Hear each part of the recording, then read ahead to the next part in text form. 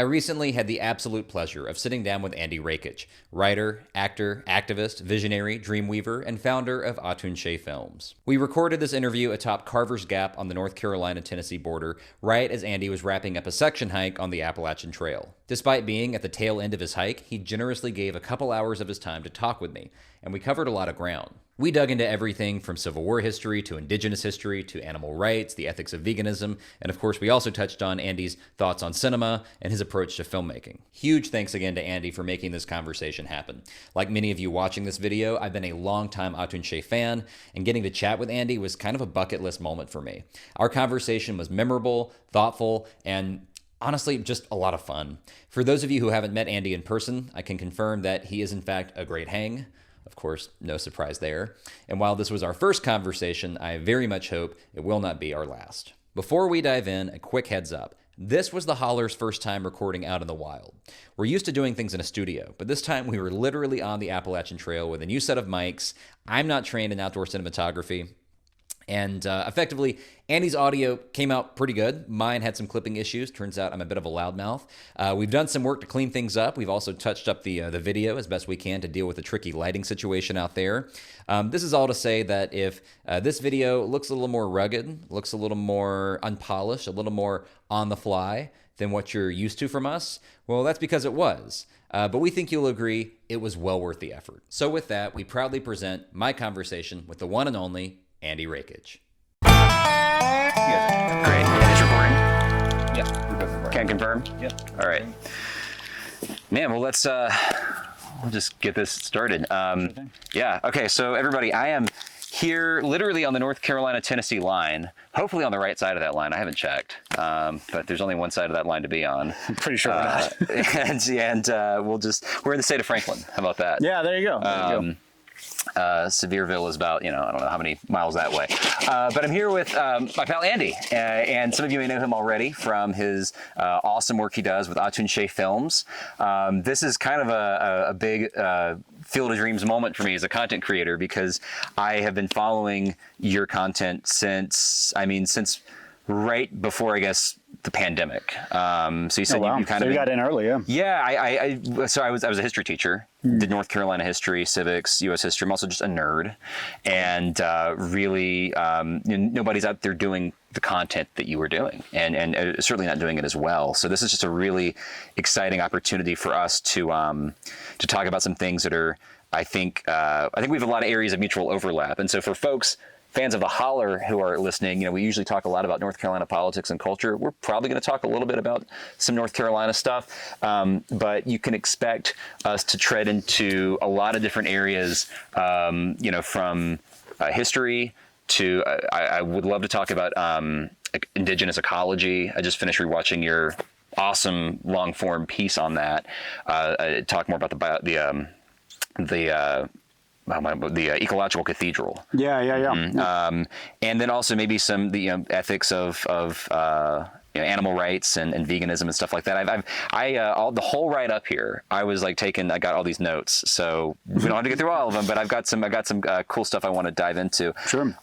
So maybe, Andy, the first thing we could jump in is, you do a lot of historical commentary, but you primarily see yourself as a filmmaker. I'm curious to know, I want to talk, I guess, first about filmmaking. Would you say are your major inspirations? Not necessarily from the standpoint, like I know Mel Gibson, for all his political complexities, to put it mildly. But when it comes to documentary films, do you have any influences or folks that you really, that you think do it well? That's a great question. Honestly, I'm kind of in a weird space where I'm like sort of doing documentary, but also kind of video essay, also YouTube, also kind of sketch comedy. Like, it's a weird space that I'm inhabiting. It's always kind of hard, especially for people who don't watch YouTube. It's hard for me to kind of explain exactly what it is that I do to people.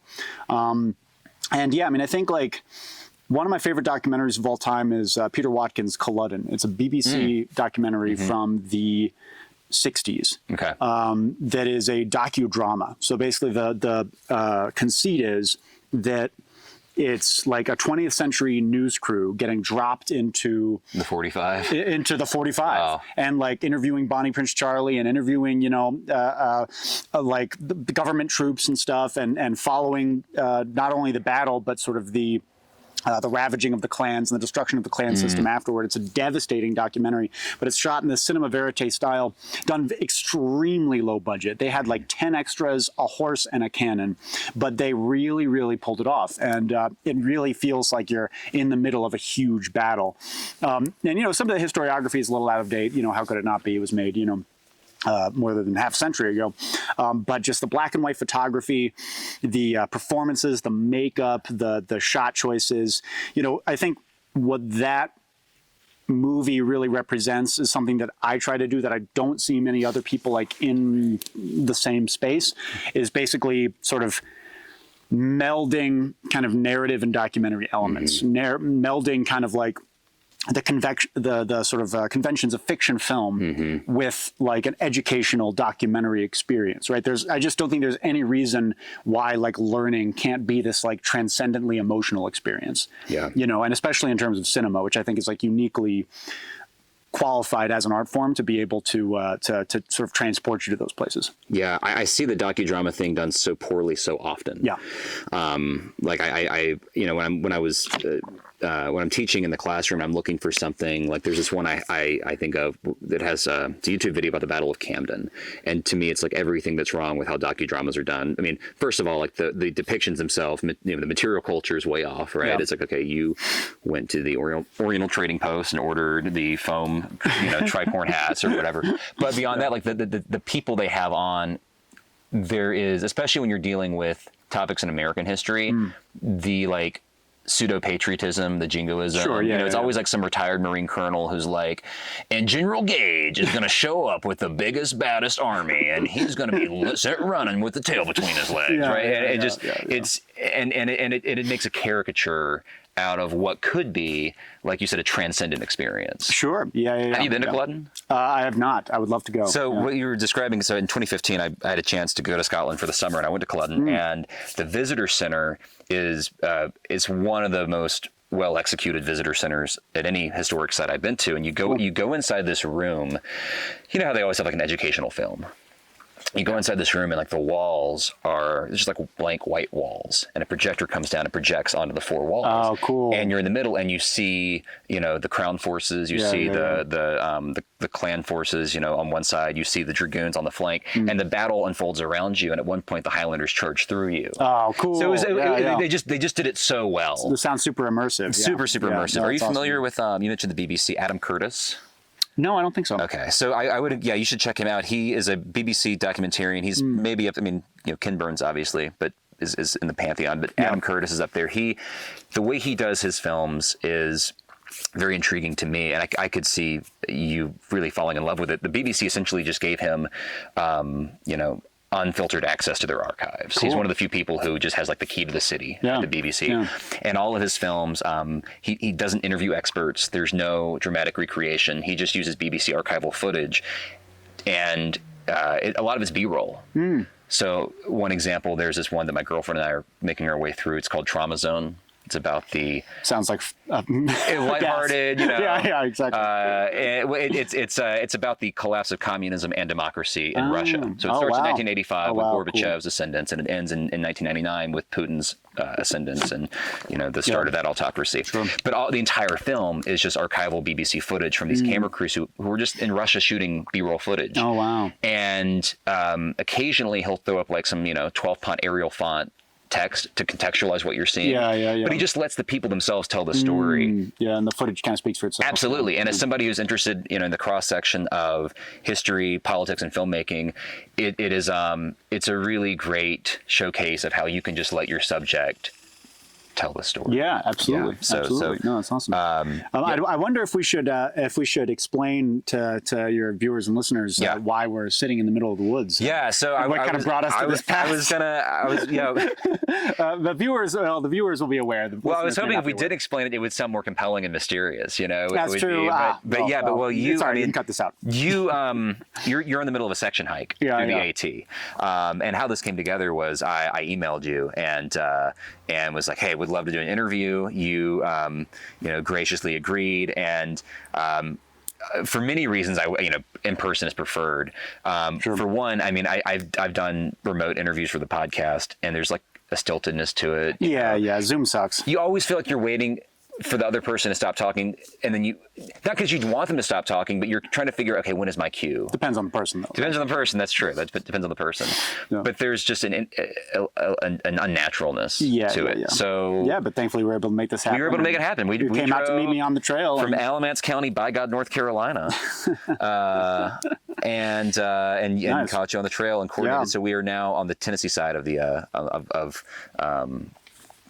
Carvers Gap, right? Carvers Gap. Carvers Gap. Yeah. Thank you. So, but we're right on the borderlands and stuff, and so yeah, it's pretty cool. Hence my disheveled appearance, and you can't smell me at home. Scratch the screen to smell me, but I smell pretty bad. Haven't showered in a long time. So I was watching a lot of your content in prep for this interview. My girlfriend watched some of it with me. She was very indulgent, and wasn't her thing. I guess I've gotten her, like, it's amazing. Like, I introduced her to Civilization. We play a lot of Civ together. Oh, okay. And honestly, like, that's remarkable. I never thought I would have a girlfriend who would do that with me. I got her into Rev War reenacting, which is cool. But yeah, she was like, I think I'll let you take this in. But one thing she noticed, she was like, like a lot of his content, a lot of like the content that I watch, she's like, I was raised Quaker, and she was like, Sure. for somebody who's raised Quaker, you watch a lot of war shit. Yeah. And I was like, yeah. And she was like, why are guys so into war? And I was like, I'm going to ask him, because I think I have my own intuitions, obviously, Yeah. but a lot of your content is about topics that, if it's not war, it's some form of human devastation. Sure. Yeah. Or Yeah. conflict. Yeah. And a lot of your audience is male. Mm-hmm. Yes, unfortunately. Why? And this video is going to change that. Why do you think that's the case? Why do you think that we, the male of the species, is into war. Yeah. I think it's masculine gender performance. That's really the chest thumping. I mean, not even chest thumping, just the insistence of, I am a man. Mm-hmm. I think there's also a certain. I'm not sure if I would paint with so broad a brush and say that all men are into war, nor would I necessarily feel qualified to comment about that. Right. But I guess I do think that men of our generation are into war because we feel emasculated. Yeah. And have never really been challenged beyond economic insecurity, which can be, sure. 2008 was rough, right? Sure. I mean, it was rough for all of us. I think for everybody who was, when were you born? I was 95. Yeah, I was born in 91. Yeah. So when we kind of became adults, right, we were dealing with a severe economic downturn and, and the rise of populism and all that kind of stuff. Sure. COVID, it's not to say we haven't had things happen, but, I think that we have been grown up in a society that sort of valorizes aggressive masculinity, masculinity associated with violence. Mm-hmm. We grow up hearing stories about World War II and Vietnam and how sort of our grandfathers and fathers were sort of tested in combat. And I think that because there wasn't really a draft in Iraq and Afghanistan, right? Because it was not the same kind of shared experience culturally. I mean, Brian Jennings got on TV in 2006 and all he said about the war was, right. 35 soldiers died today. It was, and you look at newsreels of World War II, it's like Monty's troops moving up with the 4th Division. It gives you play by play, Age of Empires. With them. And your right. uncle's with them, yeah. And it's this whole thing and you're scrimping and saving and you're buying war bonds and you're not buying, whatever at the store because the troops need it and stuff like that. Your sister's working in a factory. It's this effort that the whole society is undertaking. We never did that, and the kind of closest we came to that was COVID, where more than a half of our country said, I'm not doing this. Yeah. And even the ones who said we are doing it, it had, it was a unique crisis in that by its definition, it kept people apart. Yeah. Right? We weren't going into the tube to sleep because of the Blitz and, it wasn't rich and poor crowding together and sharing resources. Yeah, yeah. It was, my gated community is my quarantine bubble. Yeah, precisely. And sorry that, you couldn't make it inside in time. Yeah. So I think it comes from insecurity and a need to perform your masculinity and to insist upon it because masculinity always needs to be reinforced in order to be, sort of present, I guess, in a personality. Obviously, that is not literally true, but people think it is. Yeah. Sure. I mean, and war is certainly like a force that gives meaning. And, yeah, for sure. Yeah. And like you said, I one of the things I feel like I say maybe too much is that my generation, and there are many hardships we could point to, many inconveniences, but from a historical standpoint, we're the luckiest people who've ever walked the face of the earth in many regards. And with that, has come a certain yearning for that experience that will, living, like you said, living in the shadow of the greatest generation, or people who really had their mettle tested. There's a yearning for something like that. I think that does explain in large part this. I would have said the same thing. This fascination with conflict, with these formative experiences that some people don't make it through, but those who do make it through, and now they have a sense of who they are and what they stand for. Yeah, absolutely. There's an element of kind of like community to it as well, which I think we're like pretty sorely lacking. I think that this kind of explains a lot of the rise of kind of niche internet ideologies. I think that in a lot of ways over the past like 50 years, the way our country, and our kind of way of life has been sort of designed is this very consumerist sort of experience, right? We don't really have strong unions anymore. We don't go over to the Elks Club and hang out and drink with the boys. We were the most radically individualist society. It's the starting in the 80s. With our parents, it was like, what do people do for community? They go to the mall and they shop. And that's sort of and as things have kind of become more the streetcar lines get ripped up. Everybody's in a car. You're all in our little boxes. You go from point A to point B.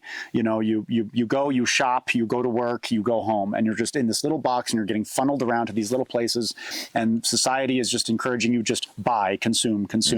And so people are just sort of like, they have this sort of cultural and spiritual malaise, I think, because of consumerism. Well, I was going to say, you're sounding a lot like Jimmy Carter. I'm picking up like this confidence malaise. The fact that you use the word malaise, like, there it is. There's the Jimmy Carter there. I think we're that's defined by what we own and not by what we do. Yeah, exactly. I think I think there's a profound lack of community. And I think when people decide, when some, cripplingly autistic person on X decides I'm going to become really into the Holy Roman Empire and base my entire personality around it, and think that the world would be better off if we lived under Emperor Maximilian the 16th or whatever, and women knew their place, like, and gays were in the shadows. That is itself like a yearning for community that consumerism and neoliberalism is otherwise not being met. That's I think where the war thing comes to. It's just like I have no meaning in my life. I play video games. And that's a male thing too. Men I think are just profoundly lost. All they have are video games and how do we get out of that? And war,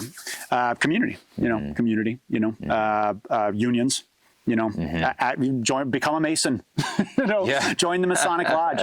It's hiking clubs, chess clubs, unionize your workplace. Are you a Mason? No, I'm not. But I have a lot of Masonic viewers, which I think is pretty cool. But I think that, join community theater, put on a play. It's all about community. It's all about finding your purpose within a community.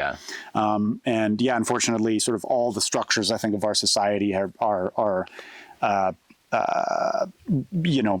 discourage that. And I would say anybody who really wants to get the butter and not have to milk the cow in terms of like war, you do reenacting, right? Like, my brother and I, he's here with us. We just got back from doing the Lexington and Concord reenactment. That's so awesome. And, it was miserable, but it was awesome. And you do feel a sense of that same, I will now slightly look down upon people who didn't march 18 miles to Concord. Oh yeah, of course. In 18th century shoes and have blisters the size of $quarter.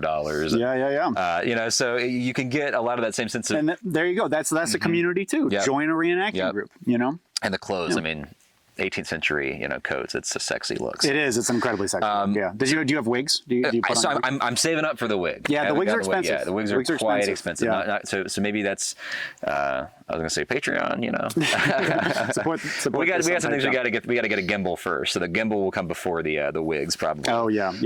Makes sense. Man. So I wanted to real quick before we pivot into the Civil War.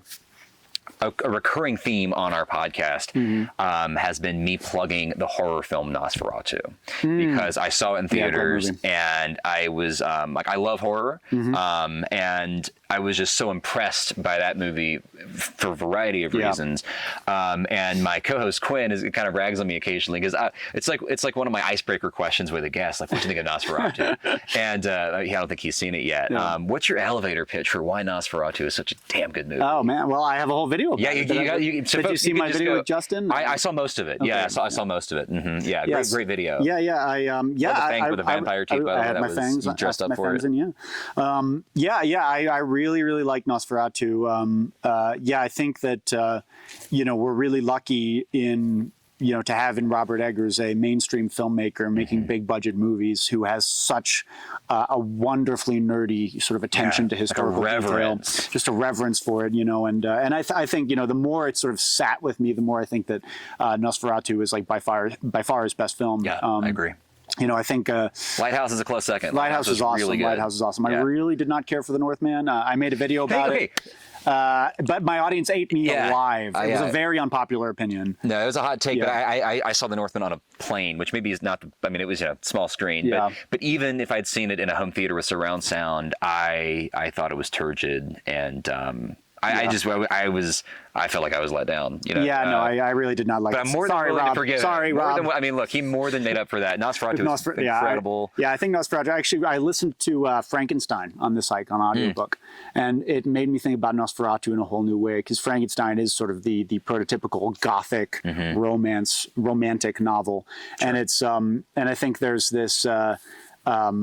I think Nosferatu being set in sort of a similar time that when Frankenstein was published, and deals with, I think, a lot of the same sort of really kind of melodramatic and existential sort of questions that that sort of the Romantic period brings up. And in the book, Dr. Frankenstein brings the monster to life kind of more through its implied occult means than scientific means. Science. Like in the Universal movie, he electrocutes the monster. It's become a story of humans using science to try and control life and death. Yeah, and that is true to an extent. But he's in the beginning of the book, he's going to people at the university and says why don't we look at like Cornelius Agrippa or Paracelsus and all these kind of great 16th century occultist practitioners, and basically being laughed out of the room. And then sort of it's heavily implied that he goes off and does this sort of weird, sketchy occult stuff and births the monster.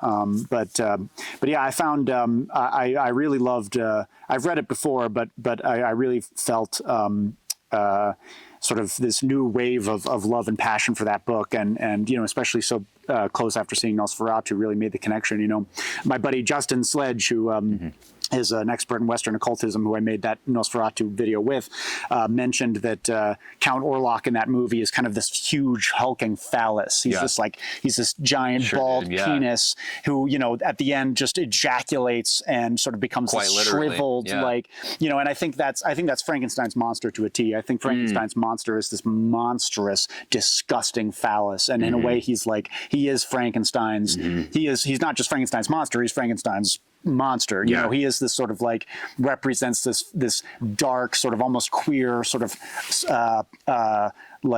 shameful sexuality. Well, Orlok says it himself. He's like, I am an appetite. Exactly.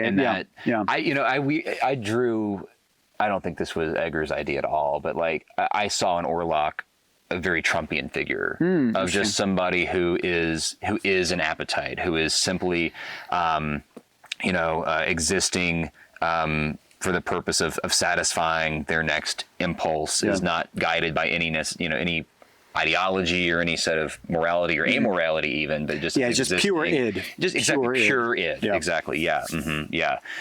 Cool. I'm glad we got to touch on Nosferatu. So jumping to the Civil War, your most famous series is Checkmate Lincolnites.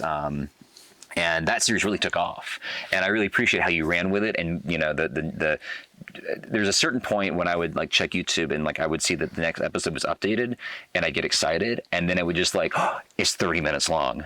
Yes, or it's 50 minutes. That was awesome for me. That was so I appreciate that you leaned into that. in that series, you debunk a lot of misconceptions about the war. All of them kind of some facet of the lost cause. And I'm wondering if you think there are any misconceptions about the war beyond the lost cause. Some things that people commonly just get wrong about the war that aren't related to the kind of Gone with the Wind Old South narrative. Yeah, I mean, I think plenty. I think there is. Yeah, I mean, I think pretty much on every level, there's a lot of misconceptions about the Civil War.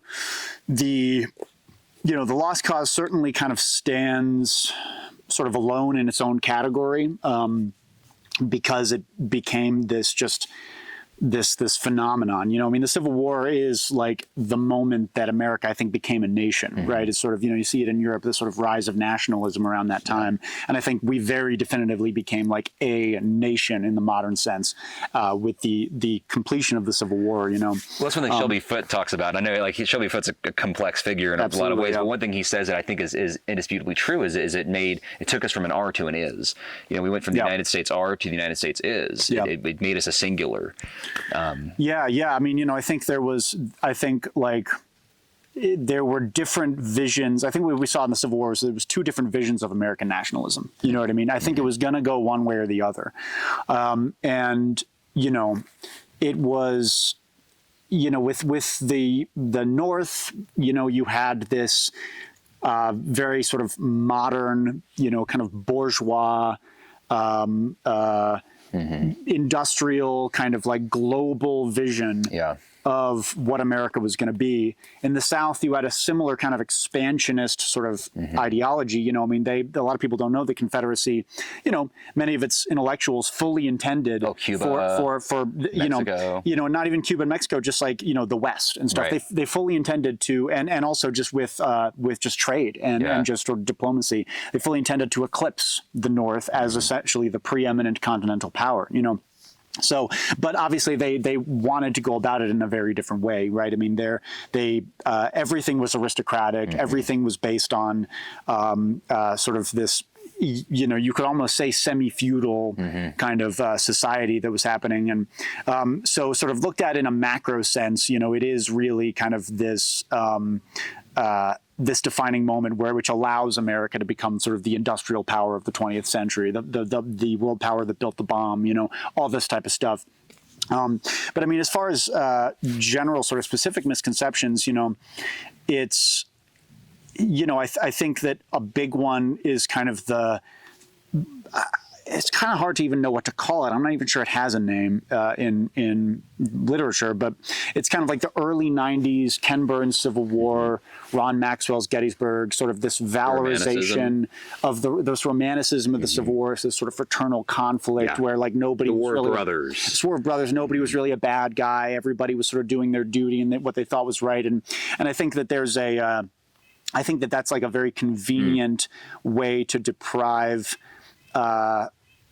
these soldiers specifically who fought in the Civil War of like political, what's the term? Like agency. Agency, yeah, for sure. Because I mean, you watch the '93 movie Gettysburg, and every soldier is talking about, in those fat cats in Washington, they don't know what it's like, the politicians who got us into this rich man's war, poor man's fight. And it's just like, when General Pickett is saying that, it's like, come the fuck on, man. Yeah. Like, this is your fight, dude. You're the slave owner. You're the one who's like, whose way of life is being kind of threatened by this. Maybe not the guy who's, saying, I'm fighting for my rats. Who's just like a dirt farmer from North Carolina. But, but yeah, I think that's something that like we're starting to move beyond. And I think the historiography now of the Civil War is generally much more emancipationist, which I certainly describe my sort of documentary content on the Civil War as emancipationist in narrative, like explicitly. It's not neutral. It's not objective. It is. Very pro John Brown. Well, but yeah, I mean, my coverage of the Civil War basically operates on the assumption that the abolition of slavery was the most important, right? That was the sort principle. of thing that happened. I think that's. Period. And I certainly think that's historically defensible, right? Yeah, there's a lot of. But maybe that in itself will become sort of passé or become outdated, or sort of new things will come to light. But I do think, there are sort of, like I said, there's kind kind of that nationalistic kind of like, the completion of the bourgeois revolution sort of, sort of big picture sense that I think you could kind of look at the Civil War, and even kind of the emancipationist narrative kind of falls apart under that, where it's sort of this very broad kind of sort of, all of these factors that have just been like going on and leading to this point for centuries kind of culminate in this moment, and then sort of leads to America as a world power. But that's the really cool thing about history, and especially about events as complex as the Civil War, is that there really is no one answer. Absolutely. You know what I mean? There's like so many, while you can definitely look at aspects of the lost cause and say, well, that's just like factually not true. There are as many, perspectives on the Civil War as there were people who fought in it, as there were historians who wrote about it. So, and the subjectivity of that is what kind of gives it sort of character. It's just seeing all of these different perspectives, all of these different people writing about it, and sort of what they make of it. I think that's what's really fascinating about this kind of crucible moments in history. Yeah, absolutely. Have you ever read any of like Karl Marx's contemporary writings on the war? Like, he was writing for I believe the New York Tribune.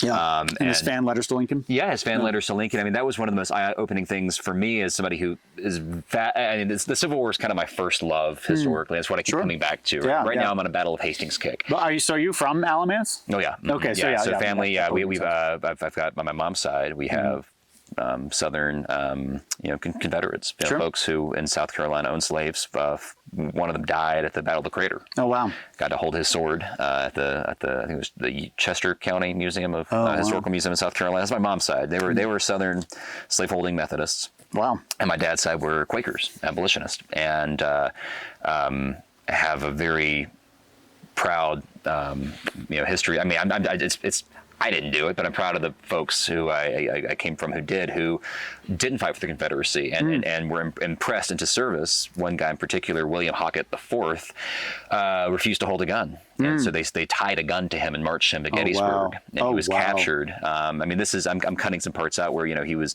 supposed to be killed by a firing squad. The men in his regiment refused to do it. He was supposed to be run through with a sword, but it was one of those kind of like the guy with the Hunley, the silver, the gold dollar that stopped the bullet, the kind of like the act of God, right? Yeah, Something saved his life. He ends up in a Union prison, and Quakers have to go up to get him out and prove that he was a Quaker, and there's a whole interesting his story there. So the Civil War for me, those are my bedtime stories. Yeah, for sure. Yeah, I feel very lucky to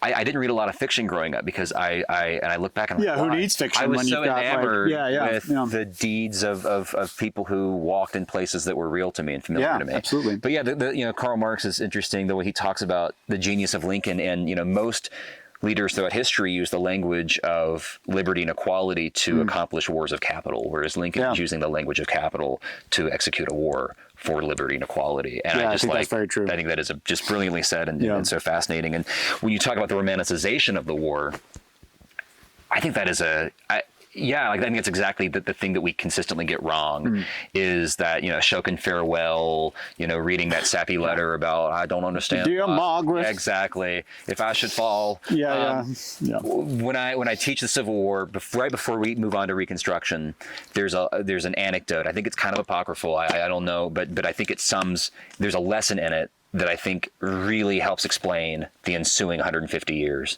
Certainly Reconstruction, which is at Appomattox, when I think allegedly apocryphally it's Chamberlain, and John Gordon, right, the Confederate general, and they're having an exchange, and Chamberlain and he salutes him. Salutes him as we forgive you, and John Gordon replies that we will not be forgiven. We hate you, and you cannot even fathom how much we hate you. And just letting people know that was. Those are the emotions going into the peace. Oh yeah. Right. So this idea that it was a war of brothers, and there was this big misunderstanding. Like, no, there was a real abiding hatred. That endured. In some ways, we're still wrestling with that today. We absolutely are. Yeah. Well, it's I lived in Winston-Salem for 4 years. I went to college there, and School of the Arts. School of the Arts. Yeah. And one thing that I kind of learned about this region then, and I feel like even just hiking this last 100 miles has really hammered that home, because there's been actually a number of sites that I've passed by or sort of been in the general vicinity of sort of from the Civil War, including the Shelton Massacre site, which is right on the AT. I'm not familiar with that one. I know Stoneman's Raid is like all like there's always a Stoneman plaque somewhere. Yeah. So the Shelton Massacre was a Confederate officer rounded up a family of Union sympathizers and brought them up to the middle of the woods on a ridge, like literally 100 feet from the Appalachian Trail, which wasn't then, but is now. And basically, told his men to shoot the kids and make the parents watch, and the men refused to do it. And he said, if you don't, I will kill you unless you shoot this child. And so then they did, killed, I believe, if I'm recalling correctly, a 12-year-old, a 13-year-old, a 14-year-old, and a couple of old people. And then they tortured an 85-year-old woman for information, and it was, while it was uncommonly brutal for the Confederates, to be clear, it wasn't. And I believe Lee actually was, kind of publicly disavowed it. Sure. It does go to show the level of partisan brutality, the level of neighbor against neighbor, the level of suspicion and paranoia going on here in Appalachia, and also the working class unionist resistance. Which was alive and well in these hills. The mountain people were not down with the lemonade sipping, mint julep loving, fat cats sitting on their asses on their porch, making slaves do all the work. They were not down for that. In your critique of Gods and Generals, one of the things I remember pausing. It was like, interesting. You used the term "good Confederates" to describe Longstreet and Mosley. Well, that's why I paused it. I was like, because I think that's fair to say. Yeah. No, I think it is fair to say. Like, I agree with that assessment. I think Mosby, Longstreet, like low-hanging fruit. Those, good Confederates. So my question to you would be, for folks who haven't seen that critique, and it's an excellent, go watch Gods and Generals is Confederate propaganda. Like it's entertaining, and it's a great exploration of what propaganda is and how it functions in our society. But you talk about the good Confederates. You mentioned Longstreet and Mosby. Yeah. What makes one a good Confederate, and are there others besides Mosby and Longstreet? I mean, sure. I think Patrick Claiborne could be called a good Confederate. I think P.T. Beauregard, was somebody who at the very least was pretty morally ambiguous. You definitely had. And here's sort of where things like the Lost Cause are so insidious, right? Because there's kind of a grain of truth in some of these things. Sure. Where while the undisputed sort of reason for secession was the preservation of slavery, and this was a slavers' revolt. At the same time, a surprising number of kind of rank and file Confederates, even lowly, Johnny Reb, who, corporals, privates who, didn't own slaves and all that, a surprisingly large number of them wrote in their letters that, slavery and white supremacy were, up there in terms of their reasons for fighting. Sure. We shouldn't forget about that because, often we're told it's just none of those people cared about slavery. Quite a few is not nothing. But obviously the sort of grain of truth is that there was a lot of varied opinions, right? Yeah. And people kind of went to war for different reasons. On some level, there was debate. Yeah. Sure. On some level, there was debate. There were sort of fire-eating, sort of radical Confederates. There were more moderate, sort of conciliatory Confederates, and it was a spectrum. So yeah. I mean, it's certainly. While nuanced. It's nuanced. While it's sort of fair to be able to sort of. We want to be able to push back against the lost cause that has dominated historiography for so long. At the same time, we can't paint the entire Southern, everything with quite so broad a brush because it was quite nuanced. How many times did you have to watch Gods and Generals?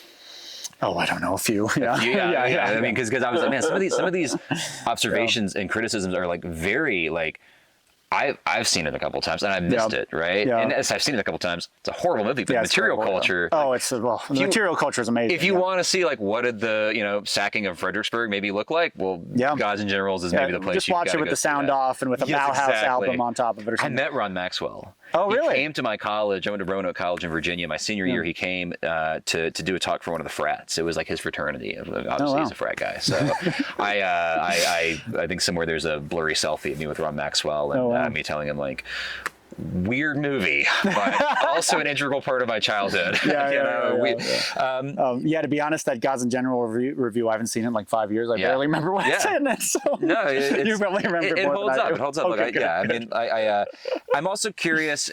I don't know if you see this online, but like I see this with some frequency. Equating or comparing the Confederates to the Nazis. Sure. And I'm curious to hear your thoughts on that comparison. I've got my own. I don't love the comparison, maybe as you can hear from the sound of my voice. Sure. Not that I'm not pro-Confederate by any means. Definitely I am. But I think it's a.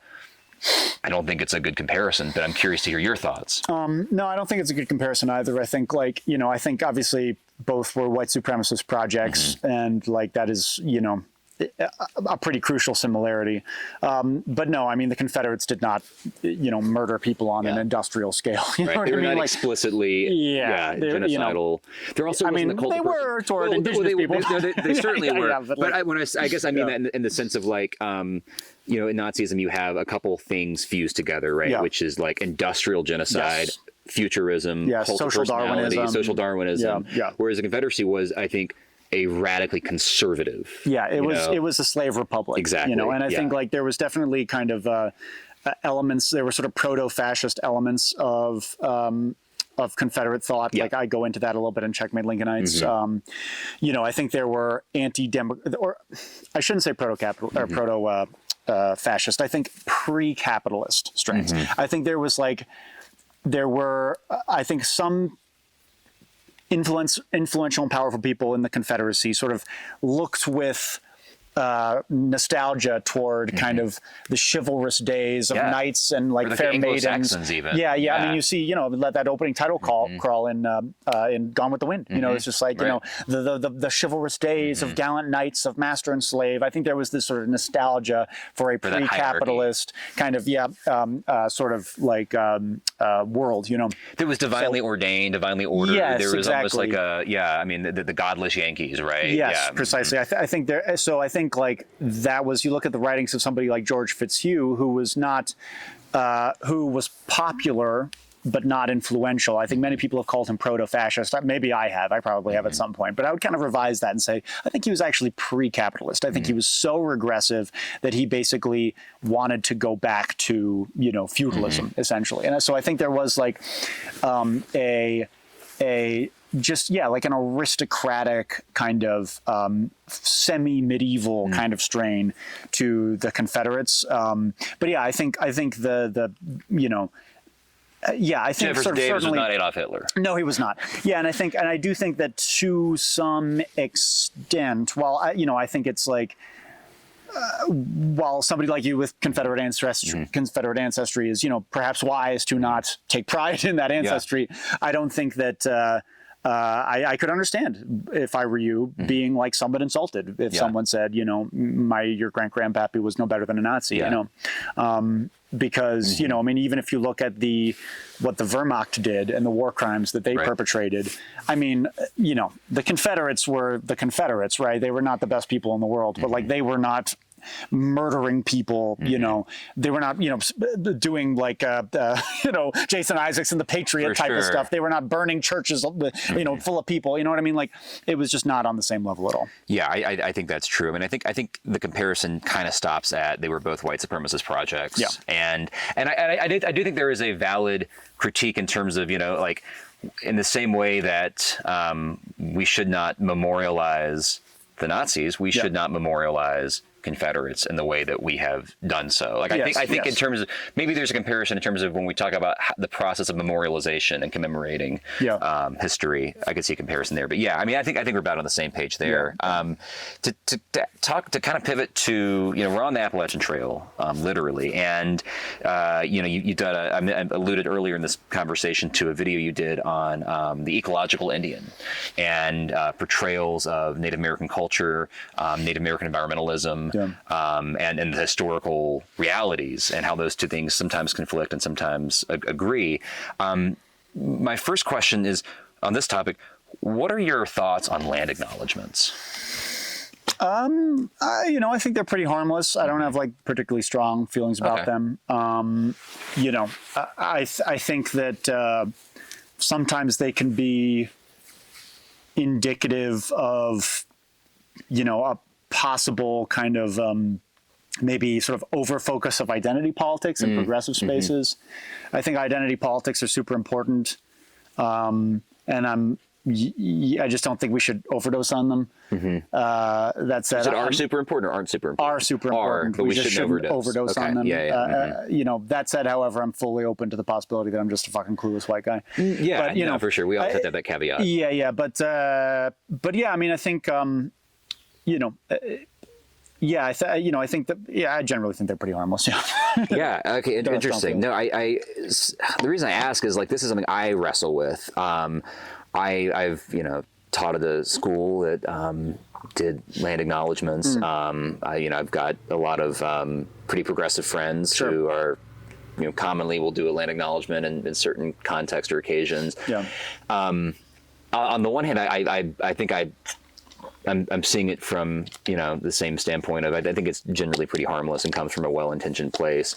I do feel, in some sense, like in your video you talk about how, in some ways, we do a disservice to Native Americans by oversimplifying their relationship with nature. Absolutely, yeah. And like, the Pocahontas was, she was talking to the bear, or that she went to counsel with the willow tree or something. And I feel that land acknowledgements maybe push us in that direction a little bit by creating a perception that, which again, like anything, like the lost cause, there's like a kernel of truth in a lot of this stuff. Right? Like we are on unceded land, right? Like nobody could successfully argue that the ground you and I are sitting on was, turned over to the United States government on terms that were equitable and favorable to both parties, right? No. So in that sense, I think a land acknowledgement is on firm moral and historical ground. But I have concerns about, does it perpetuate a narrative that is historically not helpful, in which, we see certain groups of people as conquerors and certain groups of people as victims of conquest. Well, I mean, I think, I'm not sure about that specifically, but I do think I have heard some wildly historically inaccurate land acknowledgements. Like as far as, it's not this, but something like this, just as an example. You might, if you were up in Maine, you might say, we sort of acknowledge that this is the unceded territory of the Wabanaki Confederacy, right? Except that's not really true, because the Wabanaki Confederacy was a polity that originated as a response to European colonization, right? The Wabanaki Confederacy was a coalition of different nations not pre-colonial. that came together in order to resist English expansion, right? So, and many, many, many indigenous groups that we sort of maybe think of as this is, X nation, X tribes land. Many of those groups were themselves a result of colonialization, right? They were a hodgepodge of different extinct or sort of weakened tribes and nations that then kind of came together and formed a new polity. We see that in North Carolina with the Tuscarora, who started on our coast and ended up and the Iroquois. Yeah. So, right, you know, and so that's something that I think is like important to acknowledge. Even something, and I touched upon this in my video about the ecological Indian, even sort of these life ways, these ways of life that we think of as being sort of quintessentially indigenous, sort of like the sort of buffalo hunting of the Great Plains. You know, that was sort of the Plains Indians' reliance on buffalo hunting was a result of ecological imperialism. It was a result of the fur trade entering into the Great Plains and indigenous groups hunting commercially. So they, you know, basically that meant that they became much more nomadic than they were. They stopped seasonally performing horticulture. You know, a lot of the most successful pre-contact indigenous groups were probably living on edge habitats between sort of woodland and plain on sort of on the rocky side and on the kind of Mississippi River Valley side of the plains, which makes a lot of sense, right? You sort of like seasonally move from, you go to the plains to hunt buffalo one time a year. They're, you know, a great source of food. You go to sort of the more gentle sort of forests of the Mississippi River Valley, which the soil's really fertile and you can grow corn, you know? So you sort of, the most successful groups would, you know, utilize a wide variety of food resources. But, you know, when the fur trade comes, when you have to buy horses, buy guns, buy clothing, when you become sort of enmeshed in this global network of commerce that Europe is bringing with it, then, you know, they specialized, right? Then they started to become nomadic, started to ride horses, all that kind of stuff, right? So I think it's important that we need to sort of acknowledge that history and sort of be conversant with it, because I do see a lot of, you know, let's call it what it is, pseudo-history on the left and in progressive spaces regarding indigenous people, because they simply just don't really look into it enough, you know, and they just sort of assume that, you know, in the same way that, you know, people in the late 19th century used to draw, you know, the first Thanksgiving as, you know, basically these Plains Indians, the Wampanoag, you know, with these big headdresses and stuff like that. You know, modern progressives, I feel like we kind of like project this sort of, you know, colonial era. We definitely fill in those blanks. Sort of like aspect to indigenous people before, you know, the, you know, contact. So yeah, it's just, it was a very long dynamic history, and oftentimes I feel like the left doesn't really engage with it, you know, the non-native left, I'll say, you know, for sure, non-indigenous people on the left. Or when they do engage with it, there, like you said, there's a fair amount of projection. Yeah, projection, and it can be infantilizing too, honestly. Yes. Like, which really bugs me, and is part of the reason why I made that video about the ecological Indian trope, because I'm like a very hardcore environmentalist, and, you know, and oftentimes I see, and I'm also, you know, I'm an activist, you know, I'm like, you know, I spend a lot of time in progressive spaces, especially with environmental causes and animal rights causes. And one thing that I kind of see, especially in the environmental side of things, is a lot of non-native leftists and liberals kind of, you know, I think reacting appropriately to kind of modern climate change and modern industry, and just the complete sort of you know, the exploitation and unmitigated just, you know, rapine nature of how we treat the planet, and kind of look with nostalgia back toward indigenous land management. And I think there's a lot we can learn from indigenous beliefs about ecology specifically. However, I find that view of like, oh, well, couldn't we all just like live in the woods and hunt and gather and all that kind, I find it profoundly regressive. There is, if all of us, 9 billion people on the planet, all went out into the woods and started hunting and gathering, there would be no more wild animals in about 3 days. You're right. This idea that there was a zero impact culture, or there was a time when there was, you know, we were leaving no footprint, right? We can't, well, you know, and we can talk about that, how sort of indigenous people also left a significant environmental impact. And I would argue in the Eastern Woodlands specifically, it was an extremely it was an ingenious, masterful form of land management that they performed to, you know, basically give themselves the best quality of life possible. But But you can't put the toothpaste back in the tube. And in a post-industrial society, when we have 9 billion people on this planet, unless you're, Ted Kaczynski and you literally are advocating for a reduction of our population by 6 or 7 billion, then we just cannot be going out into the woods and hunting. Like, that's just not. You look at the animal biomass of the planet. I think it's the mammalian biomass. If I'm remembering correctly, I don't have service, so correct me if I'm wrong. But it's something like, if you look at all the mammals on the planet, 80% of the biomass of mammals are the animals that we torture and kill in factory farms. Something like 8% are our pets, and 8% are humans. The other 4% are wild animals, right? We cannot be going around, just picking berries off trees and shooting deer. That's just not, we cannot feed 9 billion people that way. The math just does not stack up. So essentially, I think what is missing on the environmentalist left is a sort of realistic, sort of data-driven plan for, like, how do we, a post-industrial society, live in dynamic equilibrium with non-human nature, with ecology, in a way where we satisfy our needs while still respecting that ecology and not, driving the planet into the sixth mass extinction, which is currently underway. I mean, I think that is one of them. I wouldn't go so far as to call it a criticism, but something I think about when I think about the environmentalist left is offering what I would feel to be a viable alternative, something that allows us to have nice things, something that allows us to have the level of technological innovation, medical care, dentistry, without having to resort to a pre-Columbian Disney idea of what, a Pocahontas world. So I mean, I think that is lacking, and somebody could start a really nice movement off of a coherent plan. I'm sure people already have. I'm sure there are manifestos and books about it. I just haven't encountered them.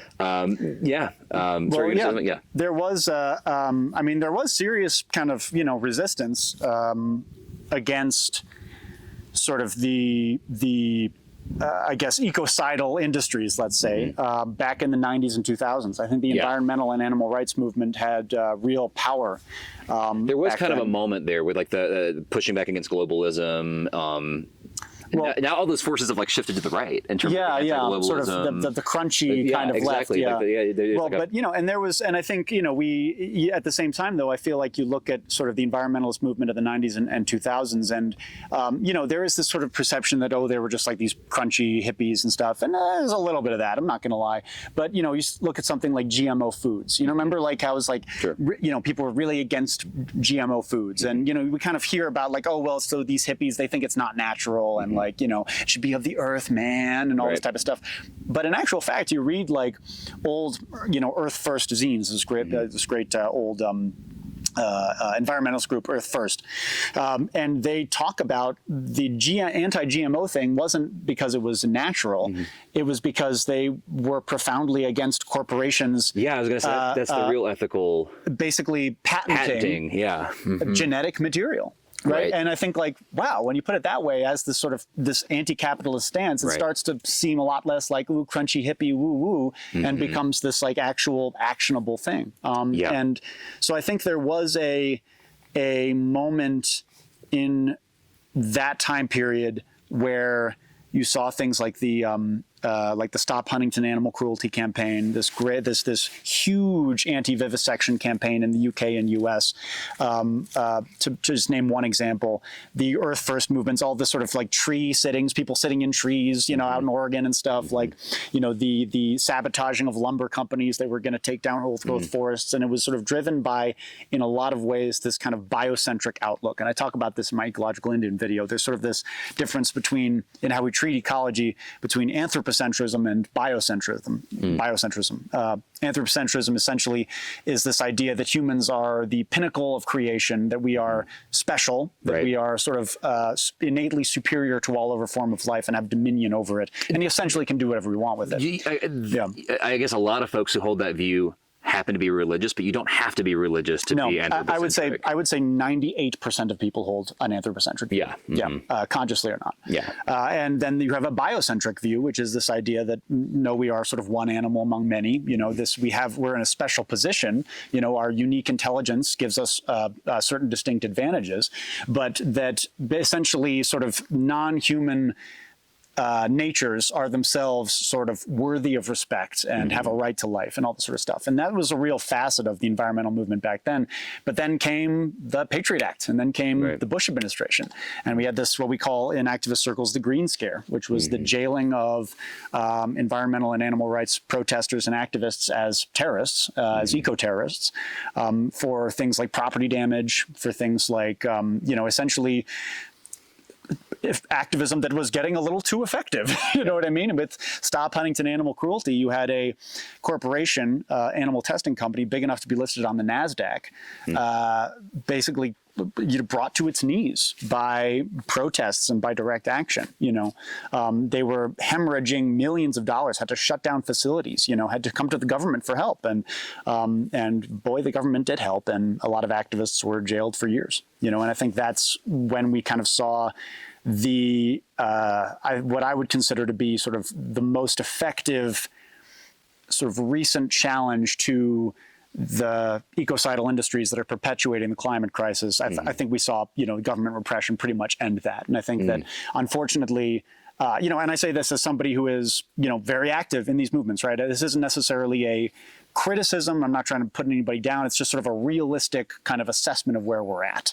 I think that at the moment, the environmental and animal rights movements are still reeling from that repression, and we are pretty toothless at the moment. Honestly, we're pretty much confined to small targets. Right.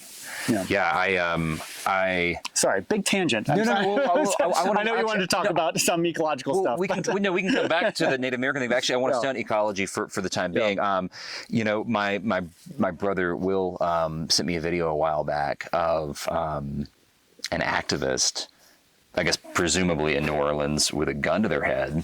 Protesting, I think foie gras, maybe it was you. Yeah, it was me. And but I don't know how it came across his social media feed, but he watched it a couple times and was like, "I'm a bitch." That's Atun Shei, right? It was you. And so Boomer pointed a gun in my face. It was packing heat. I don't know. Was it foie gras? You were protesting? It was a foie gras campaign. And dude pulled a gun on you, and.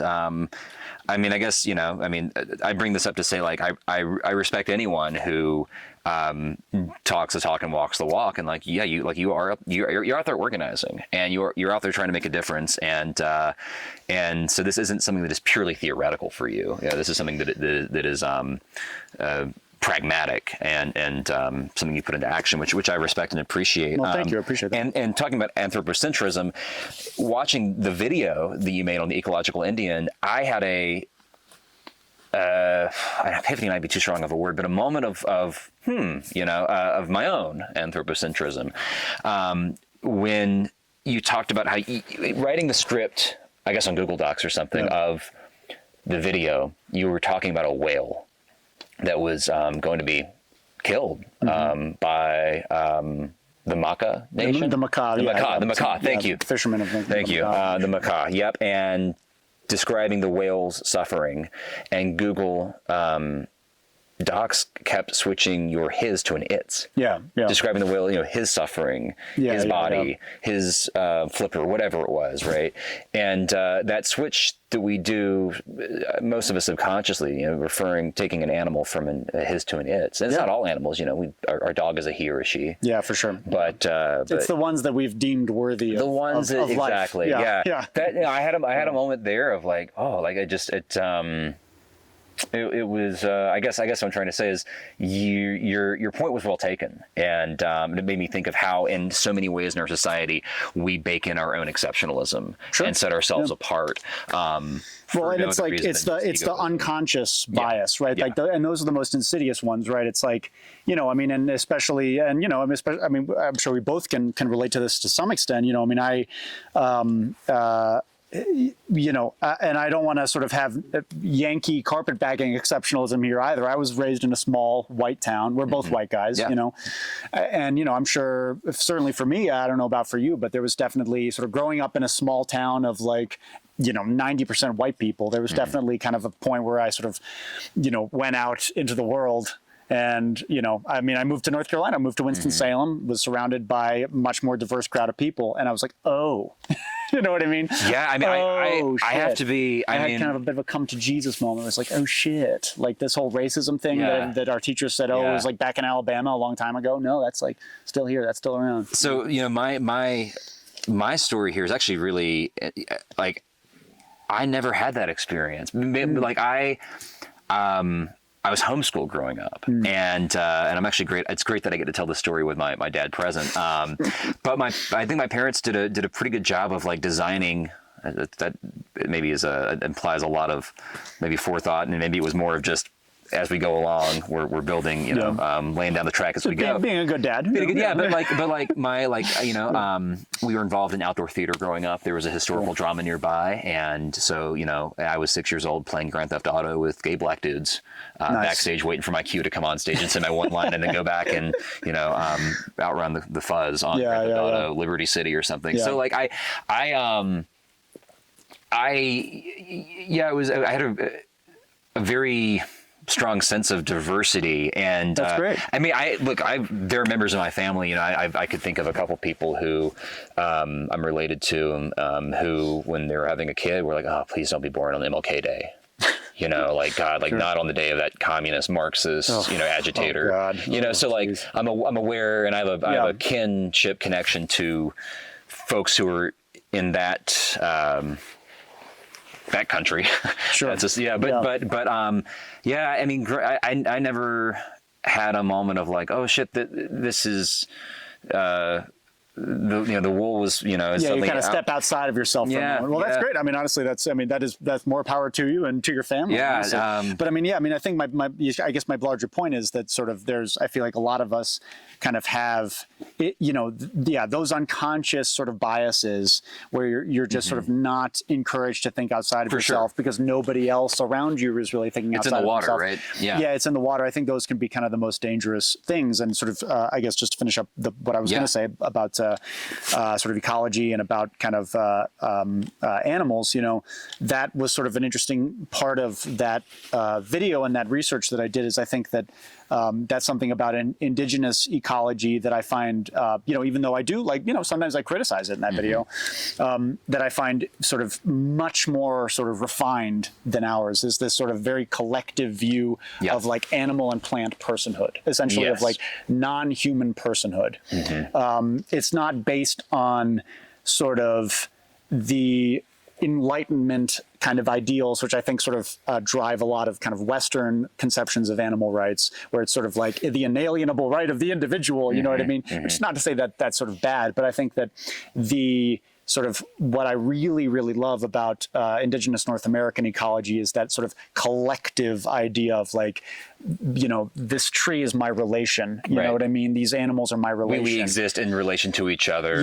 These are like family members. For sure. And persons. They might not be like people. They might not be humans. But they're members of a community. And there's an they're interdependence. Community members. Exactly. And I find that idea to be like really quite beautiful. Yeah, and we ignore it to our own peril. I think. Absolutely. Right. To our we are currently in the middle of the sixth mass extinction. This is actually maybe a good segue because now that I'm thinking about, like, I think one experience I have had in life that was a feeling of, oh, this was out here all along and I was unaware of it. It's, and you did a video on Terrence McKenna and psychedelics, right? Like that was for me like the first time it's only been a handful of times. So the first time I took psilocybin mushrooms, that was very much an experience of like the veil being pulled back. Sure.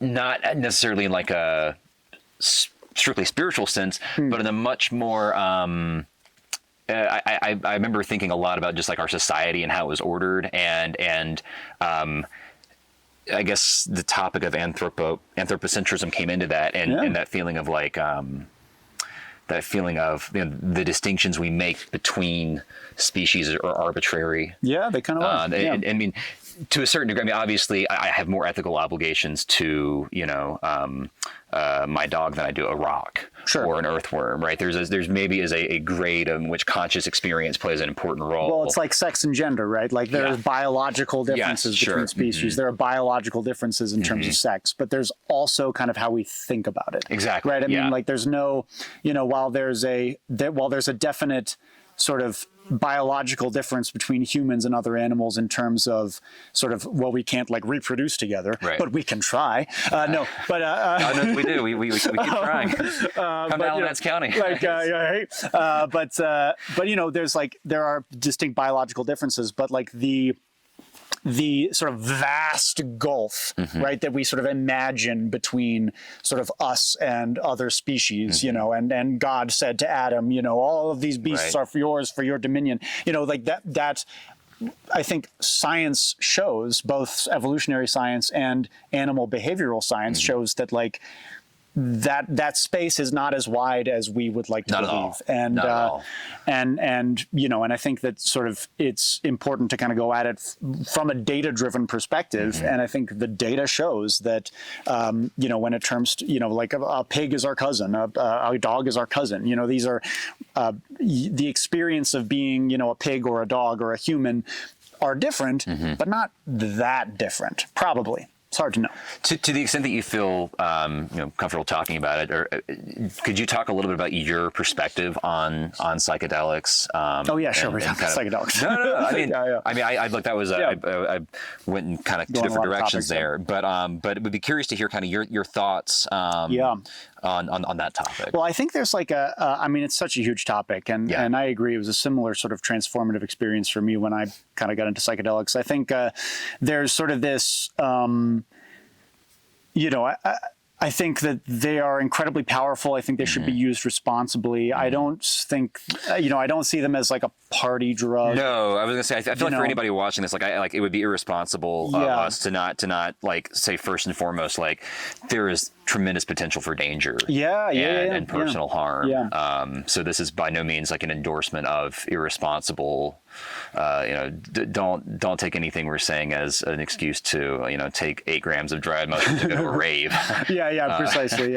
But like I think I think your kind of culture wires your brain in a certain way, and we kind of come from this 300 years of Enlightenment rationalism. We are not sort of primed. I think our brains are not really sort of primed to see sort of the magic in the world, which sounds very woo. No, you're right. But like, but part of that is I think for our own survival, right? Like if I was constantly in a state of like, dude, look at this rock. Look, like this is beaming. I would not be able to. Somebody would pick your pocket. I wouldn't be able to propagate the species. It would be a non-starter. But you look at like the medieval mind, right? And like that's like you're right. Like medieval literature, the way people thought about things in medieval Europe, it's like they. Science and religion were not two separate things. No, there was a sense of wonder and mystery. They perceived magic, right? And people, they see ghosts. I don't believe they're seeing dead people, but like they see them, right? And they're convinced that they see them. I think that a lot of it is. There's this kind of woo-woo kind of thing of like, well, the spirits won't come to you unless you believe, and like, and that's kind of like, come on, it's like, I mean, if it's not testable, just believe. If it's not testable, then like get the fuck out of here. But at the same time, like, I think there's like a little bit of truth to that, where we come from a very secular society. We can talk about how it's influenced by religion X, Y, and Z, but we come from a very secular rationalist society, and I think what psychedelics do is they kind of like open up those dormant pathways, and it's like whoa, and all of a sudden like you're just flooded by that sense of magic and the supernatural and how much you don't know. That I think a lot of historical people in more religious and superstitious cultures just sort of took for granted. I think those pathways were kind of open for them. I think that like your religion and your culture Yeah, they determine just how you perceive the world. Like they have an impact on your senses. And it does feel like we live in a society where We live in a society. we live, dude. I mean, that's are you a Pink Floyd fan? No. We live in a society in which the vision of, like, one of the things I bitch about a lot is our vision of the future is really lame. Like, if you go back to the 50s or 60s, like the space age, like the Jetsons, or I mean, like there was an idea of what the future could be like that was pretty radically different and transformed. Whereas like our future is like the iPhone 20, you know? Yeah, it's consumerist. Like it's super consumerist, and it's just different iterations of what we already have, right? I think we at least have a better vision of a future than like a lot of autocratic societies, like in Russia. Like there is no future, there is just tomorrow, and tomorrow is just like today. Like I think things will be a different flavor next year or the year after, but like there's nothing in the future that is super gonna blow your mind. Right. And I think that one of the things that's easy to fall into is this idea that we live in a society where most of the questions have been answered. And the work's already kind of been done. And I think the utility it's sort of like born too late to explore the earth, born too early to explore the stars. Exactly, right, exactly. Like I haven't, I'm not going to explore Mars in my lifetime probably. And I wasn't able to see pre-Columbian America. I wouldn't want our current society to go to Mars. No, I think Mars is better off. I think we need to be single for a little while. Yeah, exactly. And before we start seeing other planets. You're right. But I think that says something about it. But I think there is a utility in psychedelics and in that solving that particular problem. In blowing open the doors of perception, right? And reminding us that, like, no, we don't have it all figured out. No, and many of the answers that we've kind of are really confabulations are things that we have. Distinctions we made arbitrarily are things that we've created to serve a particular purpose, but are now very antiquated. And no longer serve that function. We covered the Civil War. We covered a little bit of indigenous history and ecology, and I do really appreciate how you bring, I think, a very humanizing and balanced perspective to that topic. And I. Folks who are still making it this far into this conversation, like, do go check out The Ecological Indian. It's a very thought-provoking exploration of indigenous history, and you bring in a lot of great experts. It's not just and I thought that I really respected the hell out of that. Right, like you brought in some people who have some very insightful things to say. We talked about the ethics of veganism and a little bit of. I got one question I was going to ask is, elevator pitch for how veganism is ethically superior to vegetarianism. And the caveat I want to make it even a bit more interesting, because ethically, I don't think there really is a distinction between factory farmed milk and factory farmed meat. I think like those are two sides of the same coin. But like, what would you say is the ethical argument against honey, or I own a cow and the cow eats the grass on my lawn, and I go out there and milk my cow. Kind of the edge cases. He's very fringe. I mean, this is like this is the equivalent. When people debate abortion, it's always like, oh, what about like extreme one case that one in a million. Exactly. Like that's kind of what I'm pitching. What if you were on a desert island? Exactly. But I'm not trying to to grill me. I just because I just think you'll have something interesting to say about it. Yeah. Well, I think like kind of the general kind of thing. Like I said, I'm like an animal rights activist in my spare time. And, I think the sort of general idea, sort of the reason why I'm vegan personally is I think that we've reached a point as sort of societies become more just and equitable. Which we have. In a post-industrial society, there is quite simply no reason to exploit and kill animals unnecessarily. I think that except for in the direst circumstances of survival or self-defense, like an edge case that I think it would be morally acceptable. Maybe I would argue a necessary evil, but I think most people would sort of agree. Probably most people listening to this would say, oh yeah, of course, would be if somebody living in rural poverty, hunting to survive, right? I think that's, I really don't have too much of a qualm with that. What really gets on my nerves steams your clams is that we have gigantic meat companies like Tyson annually on the planet Earth. We kill 80 billion land animals every year for food. We breed them into existence. Conscious creatures, intelligent creatures. We breed them into existence. We confine them into concentration camps, factory farms, otherwise known as concentrated animal feeding operations. They're the worst places in the world. I mean, they are visions of hell. They're visions of hell. And when they reach adolescence, essentially, we slaughter them. You know, and in terms of the fishing industry, right, we kill so many fish every year that their quantity can only be reliably measured in tons. This is to say nothing of the human suffering that is implicit in all of this. And the environmental racism, the labor issues. Slaughterhouse work is one of the most dangerous occupations out there. In this country, in the United States, relies heavily on migrant labor. And, you know, so this is a moral atrocity to gluttonous appetites. Physiologically, humans do not need animal products to survive. In fact, a vegan or vegetarian diet is healthier and cheaper. This is a common misconception. It's cheaper if you just avoid impossible meat and, you know, the fancy stuff at Whole Foods, rice, beans, and pasta and tofu, man. It's dirt cheap. It's healthier and cheaper than the standard American diet. And delicious. Like, it is so, I think, because I've been vegetarian for most of my adult life. I have periods, just to be totally candid, where, you know, I lapse. A lot of times I tell folks I'm a respectitarian, and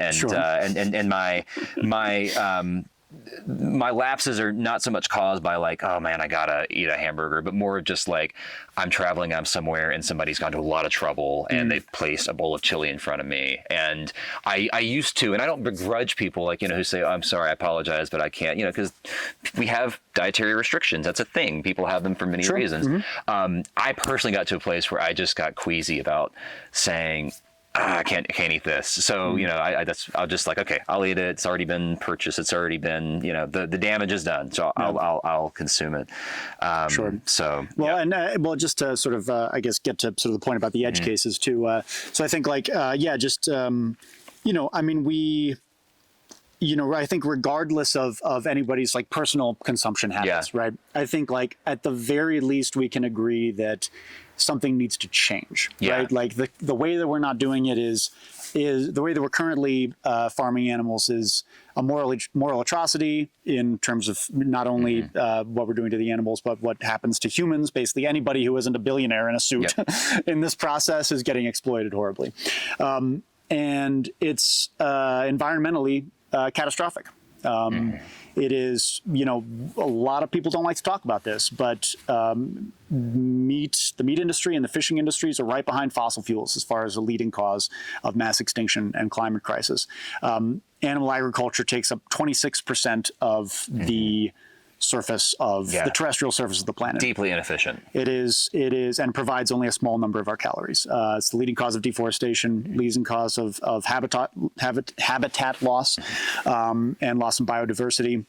You know, these are absolutely catastrophic industries that essentially are just so people in the global north can eat cheap chicken tendies every day. Can enjoy a pleasure, a luxury that we cannot afford, that we have convinced ourselves is a cornerstone of nutrition. Yes, right? and we've also convinced ourselves is a just fundamental human right, when in fact this is a massive privilege of modernity. Right.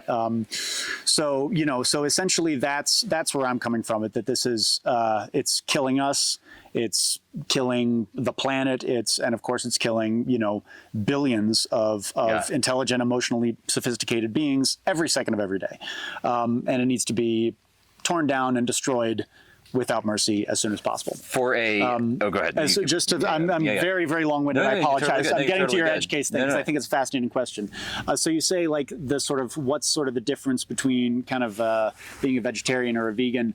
As somebody who's very passionate about this subject, I would sooner eat meat than have dairy or eggs. It's the difference between death and reproductive slavery. You give me a good, clean death any day. Right. You know, but yeah, that said, you know, I think like, you know, you've got sort of the edge case, like you mentioned, you know, I've got a cow, whatever, in my yard. You know, this is something a lot of people bring up. and I understand why they do. I think in terms of like the cows, right? The cow, that milk needs to come from somewhere, and obviously what happens on dairy farms is they forcibly impregnate the cow, and they do this over and over again. Because I think the cow, there is kind of an element of reproductive slavery, right? As a mammal. I think, I guess I'm thinking more just personally, like, like we got chickens. And chickens sure. And the chicken laid an egg. Yeah. Chicken laid an egg. And I really don't care. There's no, I think like the thing that sort of bothers me maybe about that is that this is another Frankenstein connection, is we've kind of created this Frankenstein monster out of this animal, right? A chicken in the wild does not look like a broiler chicken. Broiler chicken is like, has massive breasts, lays like something like multiple. It is an insult to creation. Yes, it is a Frankenstein's monster. They lay a bunch of eggs, more eggs than they basically can, their bodies can really, support doing. It requires a lot of energy. It's laying an egg like multiple times a day, man. It's like not, it's not easy. It's passing that. So I would say that, if somebody's eating backyard eggs, I really don't care. It's somebody like, again, somebody living in rural poverty on an Indian reservation out here in Appalachia hunting deer. I really don't care. But I would say, like, for a backyard chicken, they need those nutrients. So I would say, when possible, feed the egg back to the chicken because it requires a lot of energy to, shit those things out. But yeah, I mean, there's definitely edge cases, and it's not, and like I said, I mean, there are, we can disagree about sort of, the particulars of it. I think whether you're vegan, vegetarian, or eat meat, we can all agree that factory farms need to go. And if we want 9 billion people on this planet, we simply cannot have animal products. We simply cannot. The math just does not add up. We cannot feed meat to billions of people and have a livable planet. We cannot. We would need several Earths to be able to sustain these industries. And so, even just looking at it coldly, ruthlessly, not even thinking about the animal rights side of it at all, it is logistically impossible to continue to feed cheap chicken nuggies and little cheeseburgers at McDonald's. But what about lab grown billions meat? of people? What's your? Yeah, I'm fine with it. I mean, I think the only animal products that we can have in a sustainable future, those thrown in the lab. I agree. I'm not. I would much sooner eat a lab grown hamburger than anything. That came from, go into a restaurant and order whatever they have there. I mean, and and the other thing is that so the last thing I'll say about it is that it's sort of 99% of animal products do come from factory farms, right? This is a common misconception a lot of people have. It's certified humane or certified humane is a marketing this is ploy. All, free range is a marketing ploy. It's all greenwashing. Cage free is a marketing ploy. These have absolutely no impact on the quality of life of the animal. It's humane washing. It's greenwashing. I think that.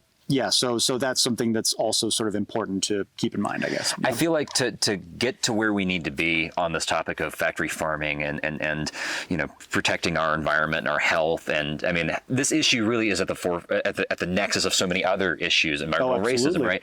It almost becomes important for us to make vegetarianism a form of patriotism, and I'm thinking about. I don't know if you listen to the Rest is History podcast.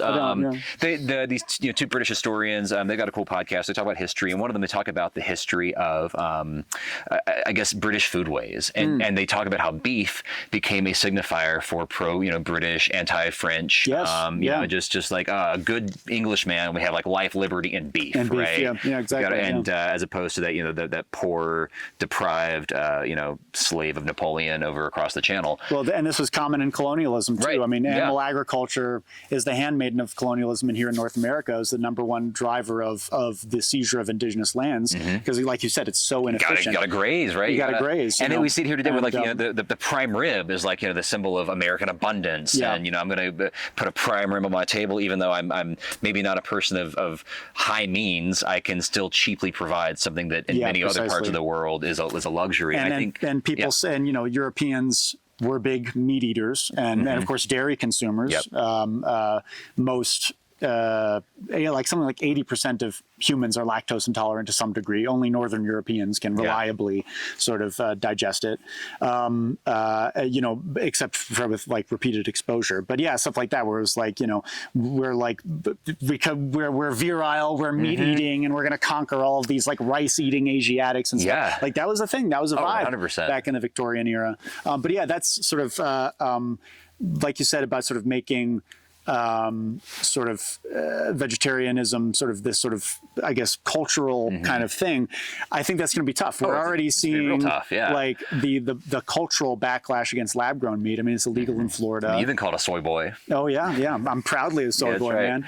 But I mean, it's we associate meat with virility, with masculinity, with power.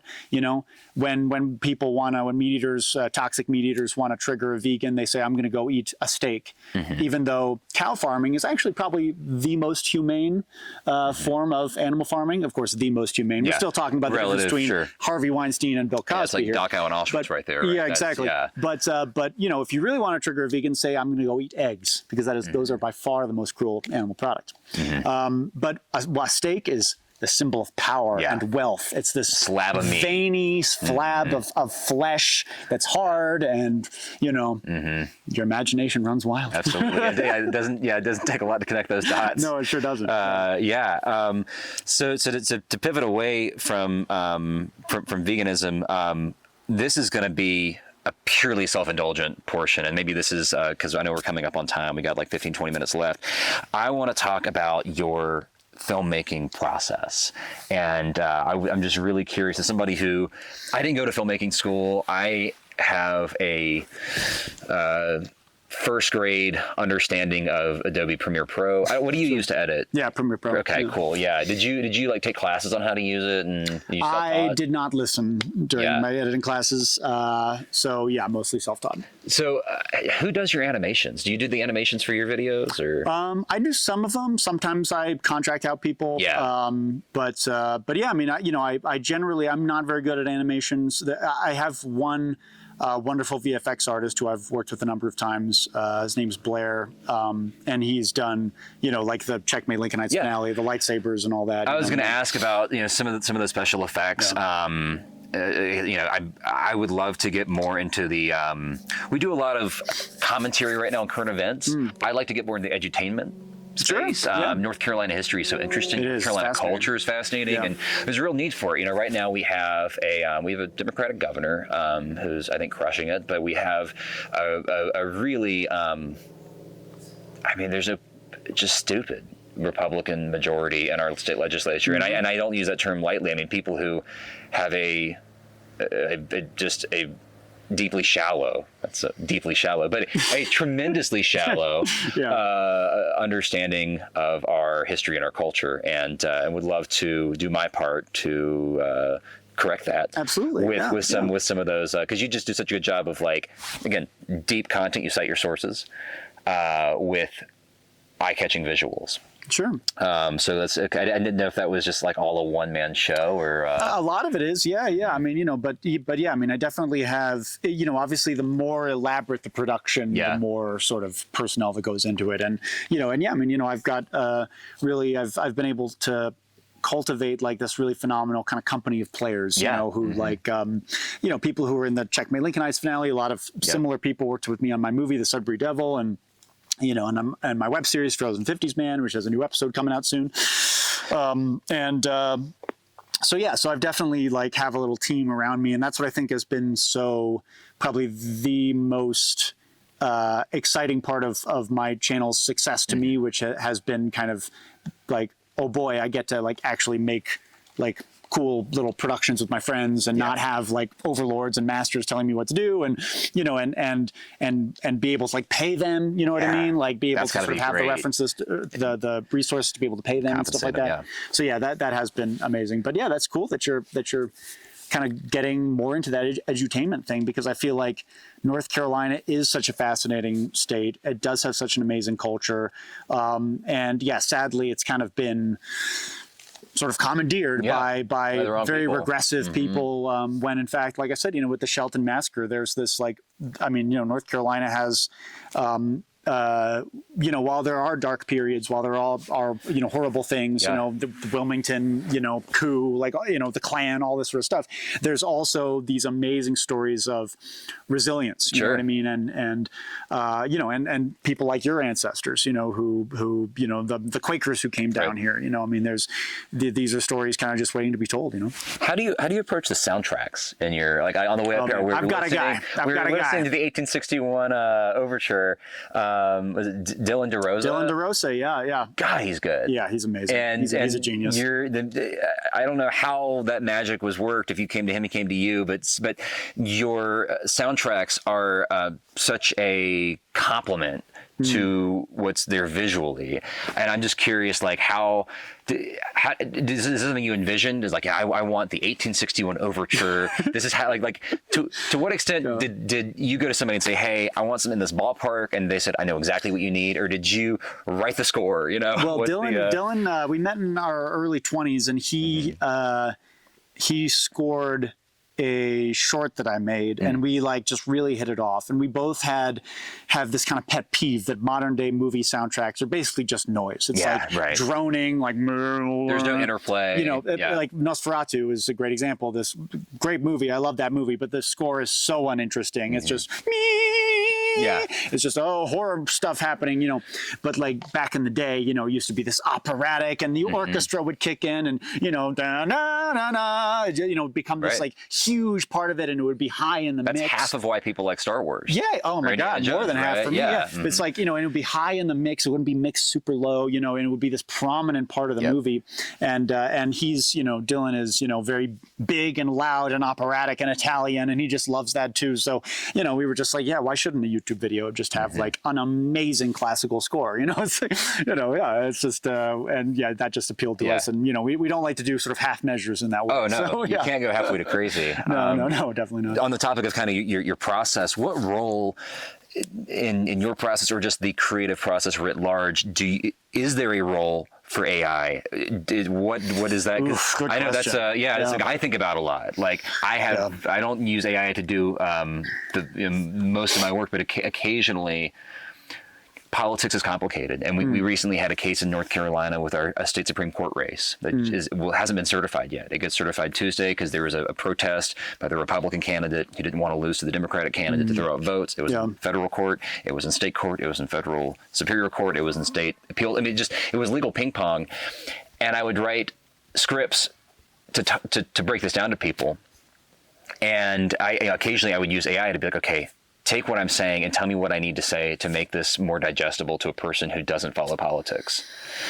And I wrestled with that decision. You know, to what extent do I want to use AI? But it was helpful in that case. Yeah. I mean, it is such a good question. It is a conundrum. I mean, I think AI is a tool, you know, and again, I think, you know, somebody who spends a lot of time in, you know, sort of progressive spaces, I think like there is this sort of, this wholesale rejection of AI that I'm not sure is like entirely healthy, because I think that every time a tool, it's like a gun, you know, it's like when a powerful tool is there and like they're using it and you're not, that just makes me nervous. You know what I mean? Like, and I generally avoid AI personally. I think that it could have, in the same way that the internet, you know, and Terence McKenna actually talked about this a lot.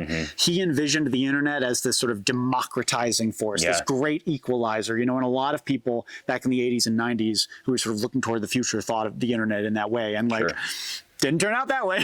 You know what I mean? No. It has made us more stratified than ever in a lot of ways. And I think we're on track for that to happen with AI, which is really unfortunate. So I really hate the way it's being used. But I feel like as an artist, I think, you know, AI could potentially, and this is really like kind of what if I had a cow in a field type of scenario that like is not likely to ever happen. But like, you know, if AI were sort of being rolled out conscientiously, were being sort of deployed ethically by, was regulated or something, I do think that it could be a genuinely like amazing tool for people like me, independent filmmakers who are not working with a large budget. So you look at something like James Cameron's Avatar, right? Which is like this, which incidentally the new movie is going to have a no generative AI was used in the making of this movie title card, which I think is awesome. But it's, it's like the way they make that movie, it's like people in motion capture suits just in a room. And like they shoot the whole movie like that. And it's this huge epic with battle scenes and, taking place on different planets and stuff like that. I think that it would be awesome if we could get to a point where like you could sell, a motion capture suit and like, you know, a CD, you know, or a DVD-ROM or whatever with like some software on it to like an independent filmmaker. And it was an AI program that you could like put on these suits and act out a scene, and it would basically just do whatever you want, any kind of environment you want, you know, 18th century pirate ship, Civil War battlefield, you know, alien planet, all this type of stuff. You could just do it in your bedroom and make, you know, an epic. I think that would be incredible. And I think that the technology like is pretty close to that. But yeah, I don't just don't see that happening, unfortunately, which is like such a horrible shame, because I do think it could do such good. But I don't, as long as it's in the hands of our tech oligarch, you know, power brokers, it never will be. You act in your own, you know, you do your own content, you write it, direct it, produce it. How many takes does it take? You know, when you're doing a Checkmate Lincolnites video, how many takes? I mean, I assume you use a teleprompter. Yeah, I did on the last few. Okay. I didn't for like the first like 6 or 7, just because I'm an idiot. Memorizing it, or how were you? Yeah, I was just memorizing it. Yeah, it's tough, man. Yeah. Boy, I just got my first teleprompter, and I'm like, this is. It's so much better. Yeah. It's so much better. Yeah, I usually do like 2 good takes. Like try to get 2 solid takes. Cool. Yeah. Yeah, and then just I'm. This will be maybe interesting to nobody but myself, but like as somebody who's trying to build a specifically a YouTube presence, because we've kind of really amazing presence on our TikTok and Instagram, and that's great, like it's beyond what I ever expected, and thank you to you guys for making that possible. YouTube is where I see our next frontier, and it's where I see the real like value being in content that is informative and entertaining. It's more than just like a 90-second explainer for something, you know, but there's a place for that, obviously. Of course, yeah. But I really want to build our YouTube channel, and you have had tremendous success doing that with yours. So I'm wondering if there are any things you learned along the way, or things that you wish, you know, somebody even there at the beginning to tell you. Oh my God, so much. Yeah, you read a book, I'm sure. Yeah, no, yeah. Ooh, it's kind of hard to even narrow it down. I mean, so I think like a lot of people who want to start YouTube channels, they buy a camera, they buy a mic, they buy lights, they get their background all perfect, they do all this sort of stuff. You know, they watch a million videos about like how to grow your channel and all that type of thing, and then they kind of actually get down to it and they start to write their script, and they think like, all right, what should my videos be about? Right. You know, we had because the podcast, it was, I think one of the reasons we have been able to make it this far is actually the first thing we did, me and my co-host, we sat down and wrote a list of 52 episodes, ideas. Because we were like, man, like we could see a situation where we get 10 episodes in, and then we're like, what do we rant about now? We're done, right? Yeah. I think it needs to, if you want to find an audience, you have to have something to say and like genuinely want to say it. And, you know, and I think like any artistic process, it does need to be this thing that it's like, you know, you can't keep it in. It needs to come out of you and be like pushed into the world somehow. So I think like having that genuine passion, that genuine interest, and having something to say is what is, you know, people talk a lot about being authentic on social media. I think that is what they're talking about. I think that's the ultimate authenticity, is just like, all right, I'm here, I've got something to say, and here it is. You know, here's the thing that came out of me and that's personal to me. You know, I mean, there's a lot of like, you know, advice I could give about titles and thumbnails and all that kind of stuff, and that's helpful. That stuff would also be helpful, and that's helpful. But like, but I think that's the main thing, is just having like a passion for the material. And yeah, I mean, I would just say like, you know, there's, you don't want to necessarily be like pigeonholed. Like what your audience wants you to do is not necessarily going to be the thing. Man, it would have been so easy for you to just be the Checkmate Lincolnites guy. Yeah. Right? Yeah. And they would have been bad. Yeah. Right. Exactly. Yeah. You know, I kind of, looking back, it's interesting because I'm just like such a fucking insufferable hipster who's just like, I will never like, you know, do the popular thing. But like, looking back, I kind of wish I had like maybe done 20 episodes instead of 10, you know what I mean? Made a little bit more hay while the sun is shining. And I think you can still do it. No, I can't. That would be such cowardice. That would be, yeah. It may be as a joke. Yeah. You know, when I'm signing, you know, it'll be a video of me, like, you know, with gray hair, signing Johnny Reb pictures at a convention, you know, and I've gained 50 pounds and like I have a drinking problem. And somebody will come and be like, hey, used to be Andy. It'll be like Galaxy Quest. Yeah. Yeah, Yeah. or just like how do you pronounce your last name? Rakich. Rakich. Okay, that's what I thought, right? And some kid will be like, "Did you know Andy Rakich?" And you're like, "Know him. I am him." Yeah. You know, or just, Do you know the name Obi-Wan Kenobi? Exactly, right? Yeah. He's me. Yeah. Or like Alan Rickman in Galaxy Quest. Buy Rothgar's hammer, what a savings. He's just like doing commercials. No, I could never do that. That would be. But like I think there's sort of a balance to be struck. Like I'm not entrepreneurial. And I'm trying to be more entrepreneurial, and it's tough because it's not my nature. Yeah. But I think like there's also an aspect of this kind of like content creator game where, I'd say don't sell out, because then they'll be able to tell and they just will abandon you. Like they just, if your heart's not in it, they'll know. But at the same time, keep an eye on the bank account, keep an eye on the money coming in, and like, and hustle a little bit, because like, I'm not going to be famous forever. I am going to be one day, doing the toothpaste commercial, it's just like, Gettysburg, I chose Colgate, Right. that will be me one day. Yeah. So, what can I do not only to make a living for myself, but to like, have a nice little nest egg, you know what I mean? Yeah. Which I traditionally have like not been good at. I've just been like, I'll just make some general interest videos, make a little bit of money, and then blow it all on some artsy bullshit. You know what I mean? Like that's been my business that's model. the fun thing to do. It is the fun thing to do. But like, but I think that if I could do it again, I would be a little bit more entrepreneurial, and I would try to sort of not only sort of just sort of build a little bit more wealth, because I think that's kind of the only way to do it long term. Yeah. You know what I mean? And the thing about YouTube, and I think this is something that not a lot of people realize, is that like internet fame does not equal wealth.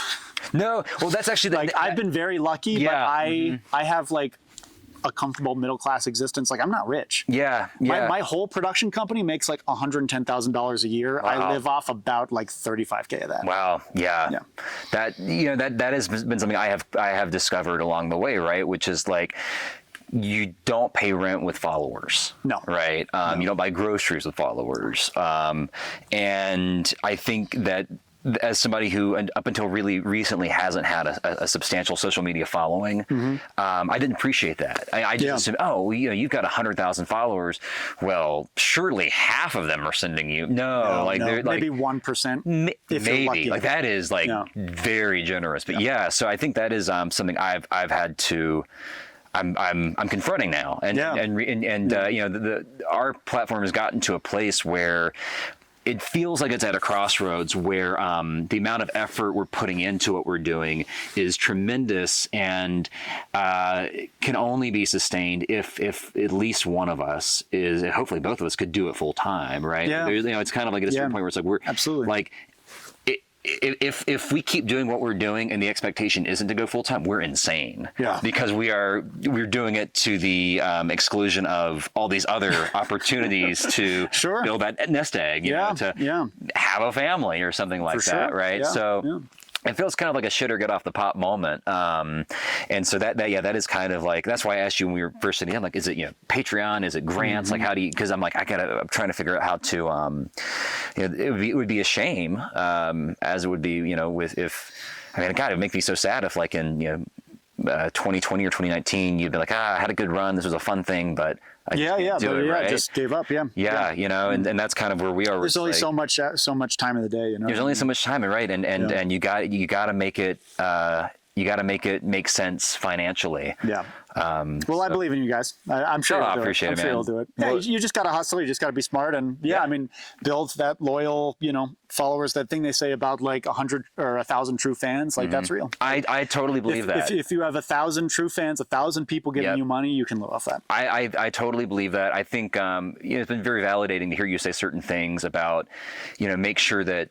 Like you can have the best camera setup and all that, but like the videos that we've had the most success with was just like me or my co-host just like get on our phones and ranting about something that we just had to rant about. Sure, yeah, exactly. And people respond to that authenticity. Yes, absolutely. Production value is great and it helps, but people respond to authenticity. Yeah, like you said, finding your super fans, the folks who are there and believe in the mission is what you're saying is tracking, and I really appreciate it's validating and affirming to hear you to say that. And you've been really generous with your time. Thank you for this. This is certainly a peak on my content creating hike. That's super flattering, man. Yeah, so thanks, and hopefully we'll be able to do this again at some point. And then I'll have I don't know, some cool hometown holler experience that I can bring to it next time, and I don't know, bigger and better things. That being said, what is bigger and better than the Appalachian Trail? Yeah, exactly. Yeah, precisely. Yeah, well, thanks so much for having me. Where can folks find you? Like, obviously, Atun Shei Films. Yeah, so Atun Shei Films, or search Checkmate Lincolnites, I'll come up. YouTube is the place. YouTube is the place to find me. You can also go to my website, atunshefilms.com. I'm sure, it's a little hard to spell. It's an unfortunate name, but but there's no one else. But it's no unique. There's no. You type in Atun and it just goes. Atun. And you have a Patreon. I have a Patreon. And while you're at his Patreon, and if you feel, and if you're into fucked up horror movies, check out the Sudbury Devil, the movie I directed.